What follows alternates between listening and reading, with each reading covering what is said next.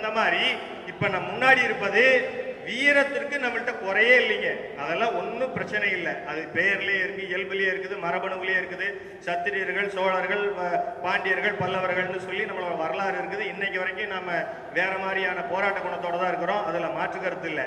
ஆனால் இன்றைய அறிவுசார் யுகத்தில் அந்த காலத்துல கத்தி எடுத்துட்டு போய் நேரடியா வெட்டிட்டு இருந்தான். இப்ப எங்கேயோ ஒரு பக்கம் ஒரு பட்டன் அழுத்தினா போதும், ஒரு அணுகுண்டு வெடிச்சு ஒரு ஊர்ல ஒரு நாடே அழிக்கிற அளவு அறிவாயுதம், ஆயுதமே அறிவா மாறிய காலகட்டம். அப்போ நம்ம வீட்டுக்கு ஒருத்தர் வராரு, வந்தோடனே தம்பி நான்லாம் உனக்கு சித்தப்பா முறை, எனக்கு பெரியப்பா முறைப்பா, வாங்க எல்லாருமே போய் இன்னைக்கு சாயங்காலம் உருட்டுக்கட்டை கத்தி கம்பெல்லாம் எடுத்துக்கங்க, போய் பக்கத்து ஒரு அடிச்சு மண்டையை உடைச்சிட்டு தகராறு பண்ணிட்டு வரலாம் அப்படின்னு கூப்பிட்டா வருவோமா?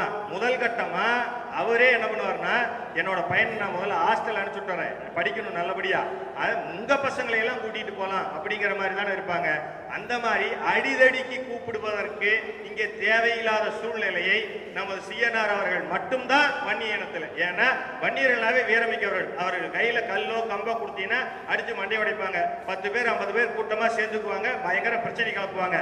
இப்படி என்கிற ஒரு வன்னியர்களை கோபக்காரர்களாக, வில்லன்களாக, கொடூரர்களாக இந்த சமூகத்தில் மாற்றி வைத்திருக்கிறார்கள். ஆனா நான் ஒன்னே ஒன்று கேட்கிறேன், ஒரு ராணுவம் அப்படின்னா அதுல லெஃப்ட் ரைட் போட்டு ஸ்ட்ரெயிட்டா நடக்கணும், துப்பாக்கியை சொன்னாதான் தூக்கணும், அழுத்துறா சுடுடானாலும் சுடணும் அப்படிங்கிற ராணுவ கட்டமைப்புடன் இருந்தா தானே ராணுவத்தில் சேர முடியும்.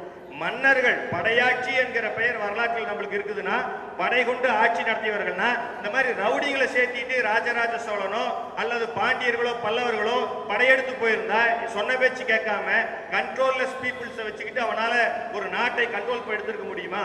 அப்போ கட்டுப்பாடுடன் கூடிய வீரத்தை ஒருங்கே பெற்றவர்களை வைத்துக் கொண்டுதான் அவர்கள் அந்த காலத்திலே ஆட்சி நடத்தினார்கள், ஆட்சி பொறுப்பு நடத்தினார்கள். அப்படின்னா இன்றைய காலகட்டத்தில் அது என்னவா போயிடுச்சுன்னா, பூரா ரவுடிங்க, முழுக்க அடிதடி சண்டை அப்படிங்கிற மாதிரி நம் இனத்தின் மீது, ஒரு வீரமிக்க இனத்தின் மீது ஒரு தவறான ஒரு பிம்பம் கட்டமைக்கப்படுகிறது.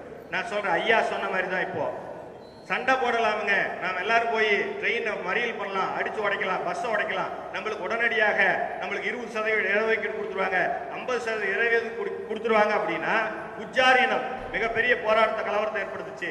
ஆந்திரா தெலுங்கானாவில் இஸ்லாமிய சகோதரர்கள், மராட்டியாவில் அவர்கள் தனியாக, இப்படி எல்லாரும் போராட்டம் நடத்துனாங்க. ஆனா உச்சநீதிமன்றம் ஒன்னே ஒண்ணு, ஒரு இதெல்லாம் கேஸ் டிசால்வ், நீங்க எல்லாம் கிடையாது, நீங்க எல்லாம் போய் வீட்டுல உட்காருங்க அப்படின்னா.